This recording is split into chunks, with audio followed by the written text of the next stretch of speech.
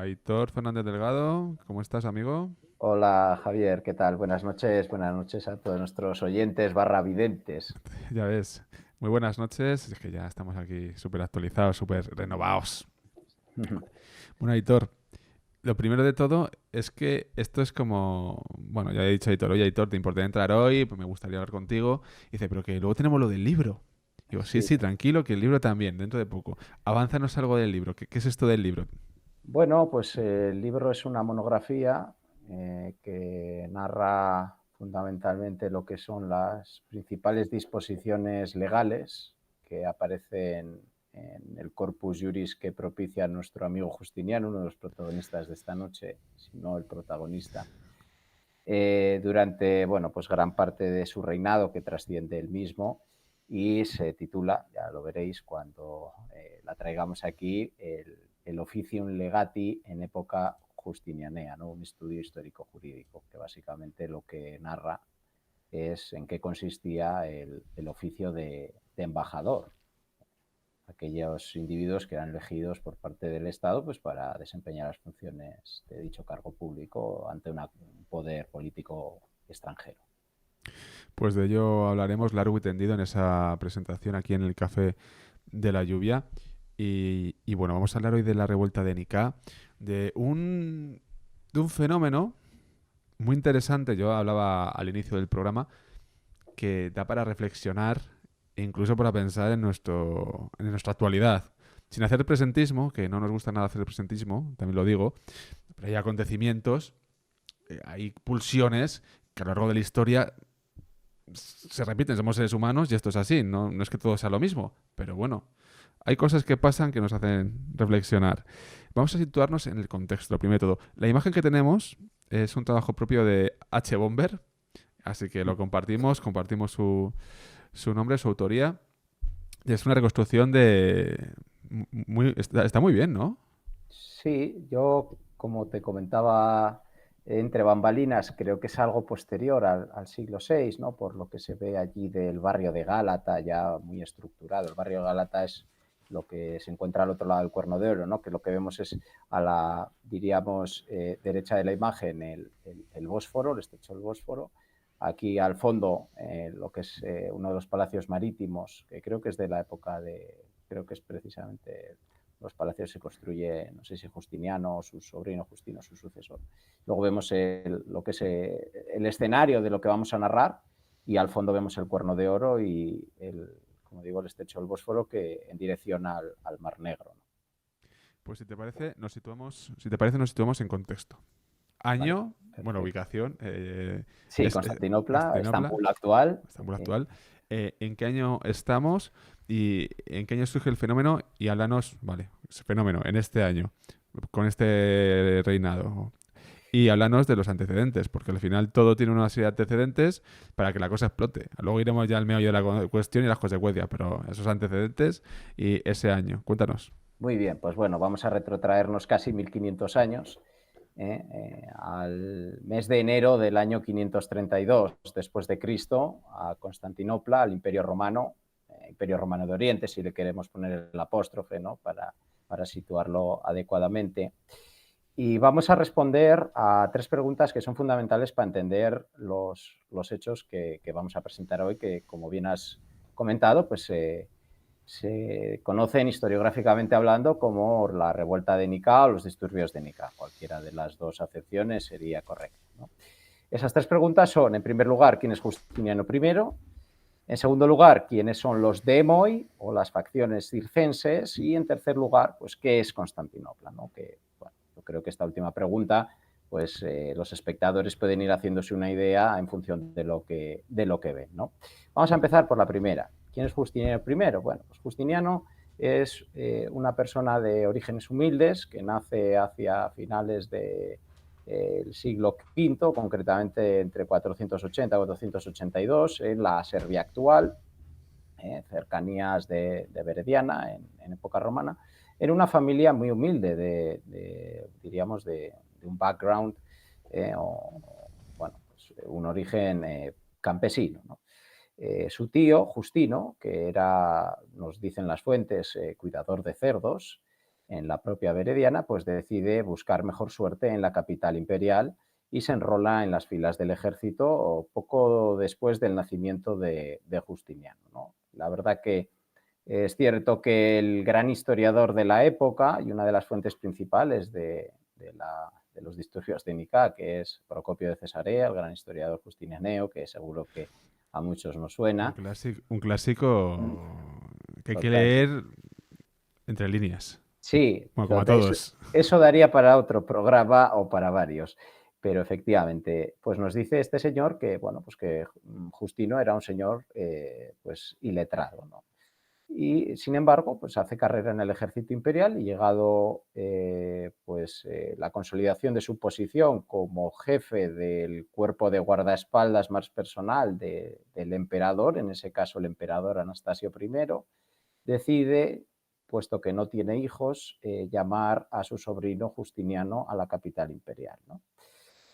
Posteriormente lo adopta como su hijo y de ahí que el muchacho que se llamaba en origen Pedro Sabacio, adopte el nombre de su padre adoptivo, que es Justiniano, ¿no? El hijo de Justino. Bien, Justiniano tiene un papel importante a partir del año 518, cuando su propio tío asciende al trono en circunstancias nada normales. Algunos dicen que es diríamos, el verdadero poder en la sombra. Estudios recientes dicen que no es tanto así, que Justino llevó las riendas del poder y que a pesar de su escasa cultura fue un hombre que supo, diríamos, entender las dinámicas y las necesidades en ese momento las necesidades del imperio y, bueno, pues durante su breve reinado, del año 518 al 527, pues llevar las riendas del poder, ¿no? En ese ínterin, vamos a decir que Justiniano traba contacto importante con otro de los actores en diríamos, estos acontecimientos, que son las facciones circenses, concretamente con una, y estuvo a punto de ser condenado por actividades ilícitas por su propio tío. Le salvó una enfermedad y la benevolencia del que era su padre también, ¿no?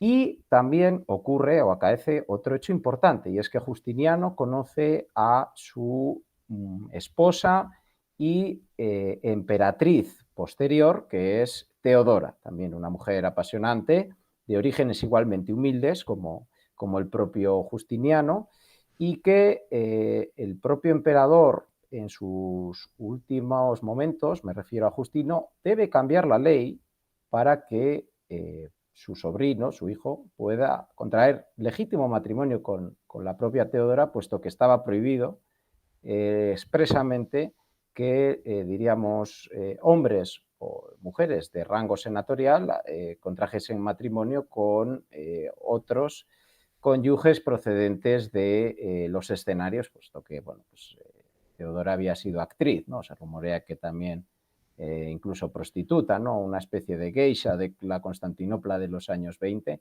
Esto también habría que, bueno, pues matizarlo, pero ambos provienen de un origen muy humilde, al igual que el propio Justino. Es decir, no son de sangre, por decirlo así. Justiniano sucede a su tío Justino en agosto del año 527 y se embarca en una actividad absolutamente frenética de renovación del imperio como, diríamos, proyección de su régimen, ¿no? Lo que se conoce como Renovatio Imperii. De la que hemos hablado aquí en el Café de la Lluvia ya. Sí, Hicimos efectivamente, un hemos par de hablado, programas acerca de ello. correcto. Pues si sumamos a esta Renovatio Imperii en términos fiscales y en términos legislativos, no hay que olvidar que uno de los pilares de la política interior de Justiniano es que los ricos paguen más impuestos. Los pobres no se libran de pagar o de ser sometidos a una presión fiscal fuerte. Los ricos, en este caso, también diríamos que son el objeto de exacción fiscal del propio Justiniano, y eso no es una política que guste, ¿no? Entre las altas clases senatoriales, máxime si el que te obliga tú le consideras inferior en cuanto a su procedencia. Y también, legislativamente hablando, Justiniano se embarca en un programa de renovación frenético. En el año 532 está a punto de realizar la promulgación de dos de sus obras fundamentales, que son la recopilación de la jurisprudencia clásica o el Digesto y las instituciones, que es un manual para la enseñanza del derecho, y ya había publicado 2 años antes el Codex Petrus, la primera versión del código que había tenido problemas, ¿no? Por lo tanto, y permíteme el chascarrillo, aunque ahora vamos a ir con las otras dos, mis estudiantes de Derecho Romano se darán de bruces luego porque no triunfó la revuelta de Nicá, porque es probable en estos ifs, ¿no?, de la historia que si hubiese quizás triunfado la insurrección, no hubiese habido esa recopilación del derecho romano y quizás hoy día, pues, tanto la legislación, el ordenamiento jurídico que rige nuestras vidas, como en nuestro caso los estudios de derecho serían muy diferentes, ¿no? O sea que hasta ese punto tiene trascendencia lo que vamos a hablar hoy. Madre mía. Madre mía. Vamos con las otras dos preguntas. Vamos para allá, que ya sabes que el tiempo... Sí, vuela. ¿Quiénes son los demoi, las facciones circenses? Bien, pues durante la Roma clásica tenemos esa imagen de que los espectáculos públicos de carácter deportivo predilectos por parte de los romanos eran los juegos gladiatorios. Y puede que la Roma clásica así fuera, pero por cuestiones también legislativas, ¿no? La influencia del cristianismo, etcétera. Y la propia evolución de los gustos de la época, las carreras de cuadriga son, diríamos, el principal entretenimiento en la Constantinopla de estos años. ¿De acuerdo? Asociados a esas carreras de cuadrigas, en el hipódromo, que vemos en la imagen, este edificio largo que podía albergar incluso multitudes de hasta 100.000 personas, estas carreras estaban animadas pues, con mucho entusiasmo por parte de, diríamos, dos grandes facciones, que son los verdes o Prasinoi y los azules o Venetoi, ¿no? Había otras, pero en esos momentos son las que tienen relevancia no solo deportiva, sino también política y social, porque los demoi, las facciones circenses, trascienden lo meramente deportivo para convertirse en una especie de sindicatos deportivos que en algunas cuestiones se asemejan a los colegia romanos a la hora de, pues, captar o poder ayudar. También son unas organizaciones un poco, pues, cercanas a la mafia, ¿no? Puesto que no solo realizan actividades lícitas, como puede ser, pues, asistencia de pues, en negocios jurídicos, compraventa, etcétera, o préstamos, etcétera, sino también extorsión, violencia, asesinatos, cuestiones relacionadas con apuestas, o sea, y por supuesto tienen su programa político y hay, diríamos, otras fortunas o actores políticos que por las sombras, pues, bueno, pues ilícitamente o lícitamente, dependiendo de la situación, también van, diríamos, utilizándolos para intentar llevar a cabo, pues, o presionar a determinados grupos, etcétera, ¿no? Tenemos quién es Justiniano, tenemos quiénes son las facciones circenses, que durante estos años de Justiniano, pues habían llevado a cabo algunas acciones especialmente violentas. De hecho, Justiniano también legisla contra ellas y esto les va a soliviantar. Justiniano era partidario de una de las facciones, los azules, que no está bien claro tampoco por qué tenían, diríamos, la gente era o de una o de otra, ¿no? O sea, hay muchas hipótesis, desde motivos socioculturales a motivos religiosos, no está del todo claro, ¿no? Pero sí que tenían un amplio predicamento y que prácticamente todo el mundo o era de unos o era de otros. Y además se distinguían por el peinado, por el vello facial, o sea, era un espectáculo curioso, ¿no? Diríamos los hooligans de los años 80 del Reino Unido. Pero es que al final es eso, parece que es la esencia del ser humano, esto no cambia. Yo solo te voy a decir que al lado de los demoi, los hooligans de los años 80, 70 en el Reino Unido eran monjitas de la caridad. Tal cual. Hemos mejorado en ese aspecto. Sí, afortunadamente. Y como vemos, nos falta el tercer elemento que va a constituir, diríamos, el escenario. Constantinopla, pues bueno, es el centro del mundo romano, esas bueno, pues décadas iniciales del siglo VI, y concretamente, ¿no?, esa frase de Gladiator, ¿no?, de que el corazón de Roma no es el mármol del Senado, sino la arena del Coliseo. Bueno, pues aquí podemos bueno, pues, traspolarla y efectivamente el hipódromo, más allá de arquitectónicamente y de deportivamente, políticamente tenía una significación importante, porque el emperador había venido alienándose progresivamente de sus súbditos durante los siglos precedentes, ¿no? Estaba allí confinado prácticamente en el Gran Palacio y era muy inaccesible, por lo cual el hipódromo constituía uno de los canales políticos de comunicación entre el pueblo y el emperador a la hora de realizar demandas o de, bueno, pues mostrarle su apoyo o su censura. Y Los palcos del hipódromo se mascaba de todo, ahí se mascaba de todo. era más importante la denominada catisma, que es el palco imperial, pues más importante que hoy el palco del Bernabéu, ¿no? Que quizás sería el escenario deportivo al que podemos asociar un poco estas conexiones Influencia. entre deporte, violencia, poder, o sea, este juego que es más sofisticado hoy día, pero que vemos que desde la época romana pues ha cambiado poco en esencia, ¿eh?, en cuanto a, diríamos, la sofisticación o pues, otras cuestiones sí, pero la esencia pervive. Qué bueno. Ya nos has dibujado un poco todo, el tablero, el escenario. Vale. Ahora háblanos, ¿qué elementos son los que generan esa explosión? Porque la gente estaba cabreada por los impuestos, que has dicho. ¿Qué Exactamente. otros elementos hay? ¿O la gente estaba más descontenta? ¿Por qué otras cosas? ¿O ya con los impuestos va que te tira? Bueno, hay, diríamos, esas causas lejanas y otras causas cercanas que vamos a ver ahora. Diríamos que la espita que hace saltar todo esto por los aires, los impuestos, la legislación, la violencia de las facciones que venía siendo endémica, etcétera, etcétera, pues provoca una algarada, como otras muchas que había habido el día 10 de enero, que una intervención por parte de las autoridades, en este caso el prefecto de la ciudad, que es como el alcalde, ¿no?, ordena arrestar a 7 individuos que habían sido acusados de asesinato. Y la noche del 10 de enero se procede a su ejecución en la propia Constantinopla, ¿no? Construyen un patíbulo y los ahorcan. Con tan mala suerte de que el verdugo no hizo bien su trabajo y dos individuos, cada uno de los cuales pertenecía a una de las facciones, uno era verde y el otro azul, pues se caen del patíbulo, se desenganchan de la cuerda y caen al suelo, ¿no?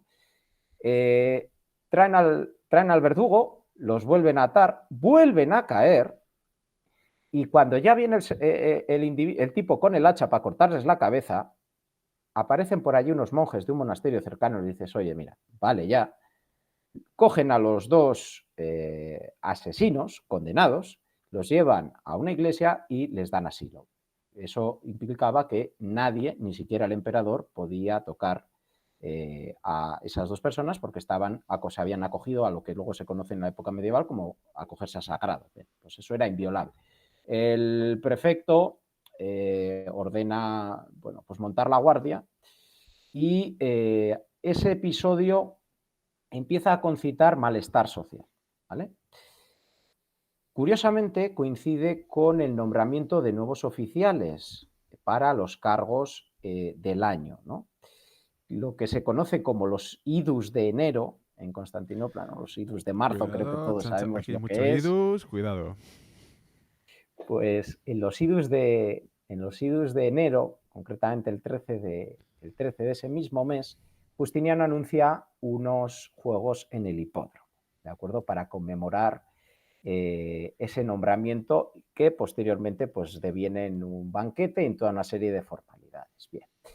Ese día se corren 24 carreras. Desde la primera ya el ambiente está muy enrarecido y hay gritos, sobre todo de la facción de los verdes, que, como hemos dicho, era contraria al propio emperador por su filiación, desde la primera carrera. Bien, Normalmente las facciones peleaban entre ellas y los emperadores y los políticos también. Pues, ¿no? El divide y vencerás era una política pues, que tenía mucho predicamento. ¿Qué ocurre?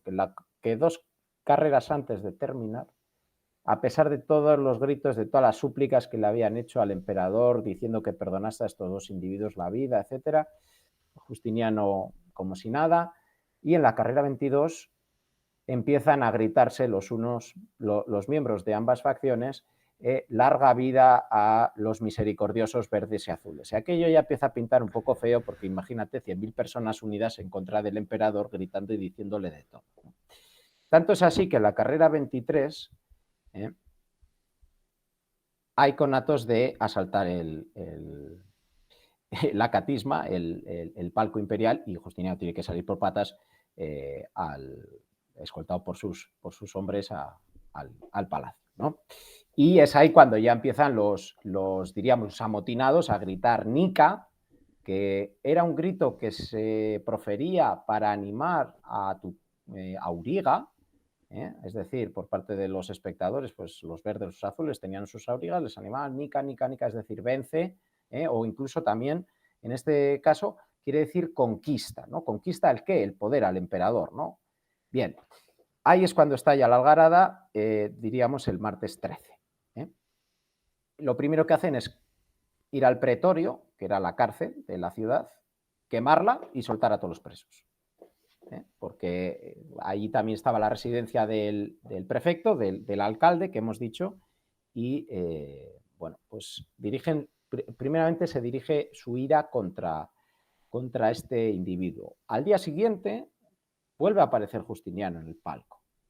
Se anuncian unas nuevas carreras, bueno, se intenta, diríamos que, bueno, la política imperial en esos momentos es decir, bueno, pues vamos a no darle demasiada importancia, un poco de inacción, y a ver cómo deviene todo esto. Bueno, pues eso es catastrófico, porque no solo se intensifica en cuanto a número de personas, sino que la violencia se extiende ya no solo en el pretorio, sino por la mayor parte del distrito gubernamental. Ese mismo día en las carreras se quema la parte alta del hipódromo, las gradas, tiene que salir de allí la gente, se queman los baños de Ceusipo, que eran unas grandes termas que se ven al fondo del hipódromo, a la parte izquierda, que los había construido Constantino, es decir, todo el distrito gubernamental empieza a arder. Pero, Aitor, fíjate, perdona que te interrumpa, Dime. ¿qué tendría en la cabeza este hombre para decir, después de lo que pasó el día anterior, convocar de nuevo otra vez estos juegos, estas carreras? Bueno, ahí lo que él quiere proyectar es seguridad en su imagen y no ceder ante lo que él entiende como un chantaje, porque podía ello ser interpretado como un signo de debilidad. ¿De acuerdo? Sí que es cierto que parece, por las fuentes, que no las hemos mencionado, pero aparte de Procopio y Cesarea hay 2 crónicas, una coetánea, la crónica de Juan Malalas, otra un poquito posterior, la crónica Pascual, que narran explícitamente todos estos detalles y algunas otras fuentes también, ¿vale? Bien, es cierto que no había una unanimidad en cuanto a los partidarios de Justiniano, de cómo actuar, ¿no? Él tira por aquí, pero rápidamente tiene que retroceder. Ese mismo día, como he dicho, el miércoles 14 de enero, una parte de los apoyos que tiene en el palacio le dicen que, por favor, mande a alguien a tomar el pulso de las demandas de la plebe, ¿no? Que, claro, había habido un gran estallido social y se pensaba que eso simplemente era, diríamos, una muestra de descontento de los miembros de las facciones. Pero esto trasciende y ese mismo día 14, Justiniano se da cuenta de que eso ya no es así, sino que hay gente que es contraria a su régimen que está manipulando eso. ¿Por qué? Porque la demanda que le trasladan es: tienes que cesar a tu, diríamos, ministro de Finanzas, que se llamaba Juan de Capadocia, que era un funcionario muy eficiente a la hora de recaudar impuestos, pero claro, ser eficiente en esa tarea es altamente impopular. Y luego a Triboniano, que era, diríamos, el ministro de Interior, de Justicia, porque era, diríamos, el cerebro que estaba detrás de toda la reforma legislativa, ¿no? Justiniano accede y los cesa, sin mayor, diríamos, mayores miramientos. ¿Qué ocurre al día siguiente? Pues que aquello todavía resulta que es peor. O sea, ya, diríamos, la situación está a punto de desmadrarse, porque toda la ciudad, ya no es el distrito gubernamental, de hecho llegan allá al palacio, queman las puertas del palacio, no pueden entrar porque estaba allí el regimiento palatino que les impide entrar, queman el Senado, queman Santa Sofía, no la actual, sino la que estaba. Todo, ya, bueno, la mese, o sea, los foros, es aquello un desastre. Durante el jueves 15 y el viernes 16 tiene Justiniano que llamar a uno de sus generales de confianza, el general Belisario, que curiosamente estaba allí en la ciudad, junto con otro general, Mundo, con sus propias tropas, diríamos, porque no hay, en Constantinopla nunca estaba, diríamos, más allá de los regimientos que estaban en el propio palacio, no había tropas apostadas, era muy raro, ¿no? De hecho, las propias facciones circenses eran las que se encargaban, entre otras cosas, de ejercer de guardia de la ciudad. Bueno, y de bomberos, por eso la ciudad arde, vamos, sin ningún tipo de control, ¿no? Hay combates en las calles, aquello se desmadra, Justiniano tiene que solicitar tropas, hay dos ejércitos, uno a cada lado del Bósforo, tiene que mandar un heraldo al campamento y decir, oye, venir para acá, que me largan o me liquidan, etcétera, ¿no? Esto se acaba. Tienen que venir tropas y el sábado 17, ¿no? Hemos dicho jueves 15, viernes 16, sábado 17, esos 3 días es un absoluto caos. Imaginaros hoy día qué ocurriría si, pues, una de las mayores ciudades, bueno, Constantinopla es la mayor ciudad del mundo, pues no sé cuál será la ciudad más grande del mundo, yo qué sé, Londres o Nueva York, o un cuarto de la ciudad o media ciudad desaparece por efecto de unos disturbios en los que no solo se queme, se roba, se mata, se destruye propiedad, o sea, no hay ley. Aquello es un absoluto caos. Y el domingo 18 es el día clave. El domingo 18 de enero del año 532, que es, diríamos, cuando se tira una moneda al aire y a Justiniano le sale cara, pero le pudo haber salido cruz, ¿no? ¿Qué ocurre? Ese día Justiniano aparece en el hipódromo, una, diríamos, intervención teatralizada, ¿no? Sin corona, con unas vestimentas muy simples y con la Biblia sobre sus manos, ¿no? Jurando que perdona a todos aquellos que han participado en las revueltas y se dispersan inmediatamente y se van a sus casas. Bueno, pues aquello ya había cogido tintes eminentemente políticos y lo que grita la plebe es que queremos otro emperador. O sea, ya no vale con las medidas que ha tomado Justiniano, sino que ahora no te queremos aquí, ¿no? De hecho, le llegan a decir, según una fuente, estás perdido, idiota. Le llegan a espetar eso al emperador. Bien. Justiniano tiene que salir corriendo porque hay gente que entra allí físicamente en el palco y le agarra, y bueno, pues hay alguno que allí tiene que, espadazo en mano, velar por el interés, por el emperador, y tienen que barricar el pasadizo que comunicaba el hipódromo con el palacio para que no pase la gente y haya riesgo de invasión del palacio. Bien. Justiniano, ante esto, lo que hace es, a todos esos individuos que considera pueden estar detrás de lo que es un golpe de Estado prácticamente, o una revolución, los manda a su casa. Y dice, bueno, chicos, gracias por haber estado a mi lado, pero necesito que os vayáis, porque no estoy seguro de si voy a continuar en el cargo. Eso es lo que les dice. Entre ellos estaban los familiares del, diríamos, el emperador Anastasio, que había sido quien había precedido a su propio tío Justino. Diríamos, la élite de sangre que se consideraban legítimos herederos del imperio, ¿no? Dos sobrinos suyos, porque Anastasio no tuvo hijos, ya fue un emperador mayor, no tuvo hijos.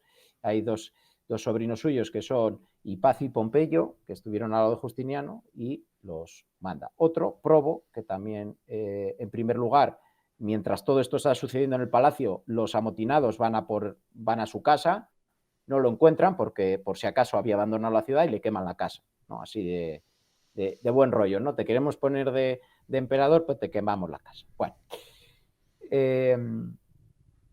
Hipacio y Pompeyo, que se llaman los sobrinos de Anastasio, se reúnen con toda la oposición política que había estado en su casa. Mientras, bueno, los facciosos siguen campando a sus anchas, por supuesto, no cesan en su frenesí, ¿no? Y le dicen que se la tienen que jugar, que le van a alzar emperador, le van a Hipacio. Ahí hay una teatralización, ¿no? De que, bueno, pues de que estaba en su casa, debajo de la cama, y el pobre, pues poco más que le cogen y que va allí, ¿no? En realidad fue una maniobra política muy bien calculada. También hay otros que, bueno, pues piensan que incluso puede ser una maniobra política del propio Hipacio, ¿no? Para congraciarse con Justiniano definitivamente, decir, bueno, vale, yo te hago el trabajo sucio, vamos a decirlo así, terminamos con la revuelta, pero no está del todo claro. Yo no lo veo, más bien es que estos dos individuos estaban pringados y querían terminar con el régimen de Justiniano, sin ninguna duda. De hecho, Justiniano está a un pelo de huir. Habían preparado ya el barco con el tesoro y quería marcharse al otro lado del Bósforo para reunir partidarios e intentar asaltar la ciudad. Bueno, todo esto... apareció Teodora por allí, harta ya de tanta violencia, tanta degeneración. Y bueno, pues para mí resultaría curioso, ¿no?, que un personaje al que sistemáticamente denosta Procopio de Cesarea, pues le atribuya irónicamente la salvación de Justiniano. A mí me parece raro pensar que no fue así, ¿vale? Aunque hay gente que lo piensa. Yo creo que, dado el carácter y la personalidad de Teodora, pues es perfectamente plausible que dijese aquello de que la púrpura era una hermosa mortaja y que ella allí o la movían pues eso, la sacaban con los pies por delante o ella no se iba a ninguna parte. En ese caso, mientras los facciosos llegan al hipódromo, colocan a Hipacio en el palco imperial y le coronan, Justiniano designa un plan con sus generales, los citados Belisario y Mundo, y otro individuo que es importante, que era Narsés, que es un eunuco, que lo que hace mientras están allí todos estos individuos aclamando a Hipacio es ir, curiosamente, a los palcos privados, que había palcos privados en el hipódromo, y a los que podían ser afectos a Justiniano les va entregando una bolsita con dinero. Mira, corred de aquí porque vamos a entrar a sangre y fuego y aquí no se va a librar nadie. Así que iros a casa, apoyáis al emperador, tomar un subsidio y dejar de darla. Bien.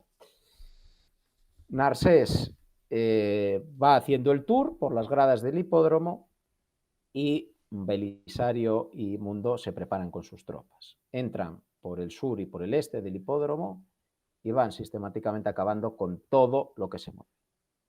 Nos dice Procopio que cuando terminan de desalojar el hipódromo, yacían en las gradas y en la arena 30.000 cuerpos.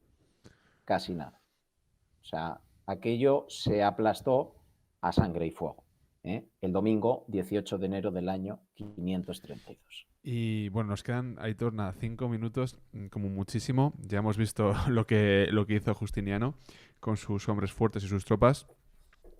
Cuéntanos, ¿no?, qué pasó justo después y las consecuencias de esto. Pues mira, los dos, diríamos, pues, los dos sobrinos de Anastasio, Hipacio y Pompeyo, les ajusticiaron y les tiraron al Bósforo. No les dieron en un primer momento no les dieron ni sepultura. Después aquello cambió. Pero hubo una purga política de primer orden, diríamos, todos los sectores que eran contrarios al régimen de Justiniano, ¿no?, con la excusa de que podían haber participado en la insurrección. Y pues brutalmente Justiniano acabó con cualquier atisbo de oposición política activo, ¿no? Siguió habiendo oposición, por supuesto, cuanto más mayor el emperador se hizo, pues más volvió a proliferar, pero diríamos que la sangre de esas personas cimentaron los 33 años posteriores, porque Justiniano reinó 38 años del emperador, ¿no? Propició la culminación exitosa de su reforma legislativa en los años 533 y 34, con la promulgación, como he dicho antes, del digesto de las instituciones y del código, de la nueva versión del código. También propició que el imperio llegase a un acuerdo de paz con su némesis en Oriente, la Persia sasánida, que debido a que existía un conflicto armado también durante esos 5 años, habían en parte subido los impuestos para invertir en el ejército oriental, y esto lo que propicia es que se llega a un acuerdo de paz y Justiniano a partir de entonces vuelque sus esfuerzos en Occidente con lo que es la Recuperatio Imperii, las conquistas en el occidente mediterráneo. Y diríamos que aparte de, por supuesto, ¿no?, todo ese predicamento y proyección posterior que ha tenido la reforma jurídica justinianea, ¿no?, en los ordenamientos europeos y iberoamericanos, lo más visible de la revuelta de Nicea, diríamos, es la monumentalización a través de una sistemática reconstrucción de lo que es la capital imperial de Constantinopla, ¿no? Hoy día,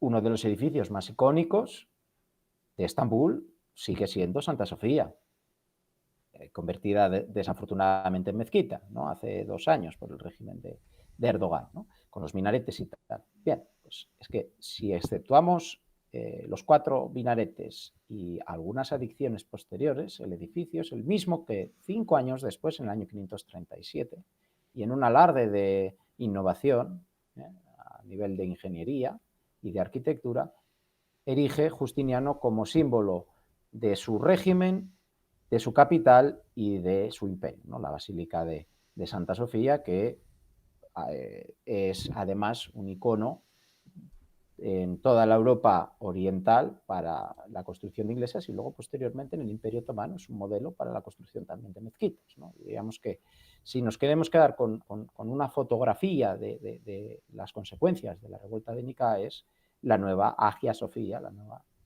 Basílica de Santa Sofía. Aitor, muchísimas gracias por estar hoy con nosotros en el Café de la Lluvia. Madre mía, qué tensión, porque claro, aquí lo de la revuelta, hombre, a Justiniano no le fue bien al final, pero estuvo a punto de que no le fuera bien. O sea Tendido de un hilo. Madre mía, lo que es la vida. Gracias de verdad, amigo, por estar, y muy pronto la presentación de tu libro. Perfecto, Javier, nada, yo encantado, muchas gracias por haber compartido este tiempo y que vaya bien. Un abrazo, amigo. Cuidaros, chao.